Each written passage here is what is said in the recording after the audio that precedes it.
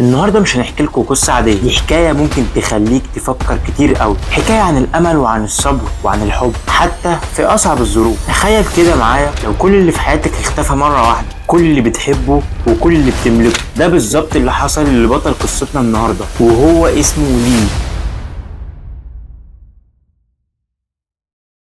ازيكم عاملين ايه؟ انا احمد سعيد، ولو اول مره بتشوف قناتي انا بتكلم عن القصص والحكايات.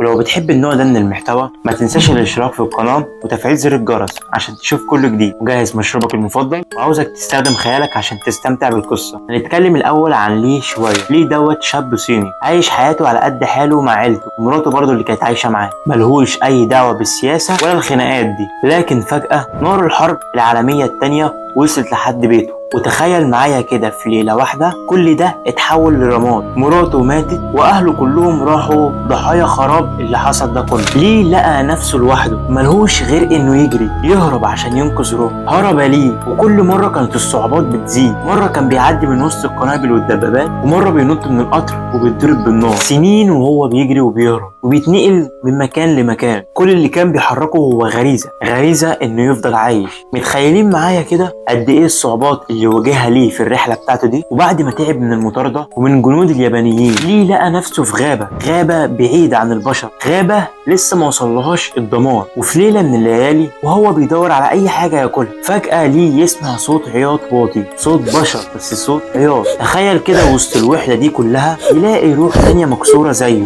قرب ليه بالراحه ولقى بنت اسمها لي كانت بتعيط وميته من الرعب، لكن المره دي ما كانتش من الحرب لكن من عصابه خطيره كانت بتحاول تخطفها. في اللحظه دي ليه شاف في عينيها نفس الخوف اللي كان ساكن جوه قلبه لسنين طويله. ومن اول هنا ابتدت ليه حياه تانية خالص، لكنه اتولد من جديد. قصه حب محدش كان يتوقعها. قرر ليه ولين يستخبوا وسط الغابات، واكتشفوا كهف صغير ورا شلال وحولوه لبيتهم الجديد. تخيلوا سنين طويله جدا، 7 سنين وهم عايشين في سريه تامه بعيد عن اي حد، بيصطادوا وبيجمعوا اكلهم وبيتعلموا ازاي يعيشوا في الغابه دي. ومع كل يوم بيعدي الحب ما بينهم كان بيكبر اكتر. كانوا بيقضوا ساعات بيحكوا لبعض عن كل الحاجات اللي حصلتهم في حياتهم وعن احلامهم اللي ممكن تتحقق في يوم من الايام. اللحظه دي بالنسبه ليه كانت نقطه تحول. اللي خسر كل حاجه ولقى كل حاجه في عين ليه اللي كانت بتهرب من العصابه، لقت امانها في قلب ليه. وكانوا بيحبوا بعض في صمت وفي عالمهم الخاص اللي محدش عارف عنه اي حاجه. وبعد السنين الطويله دي في يوم من الايام سمعوا اصوات غريبه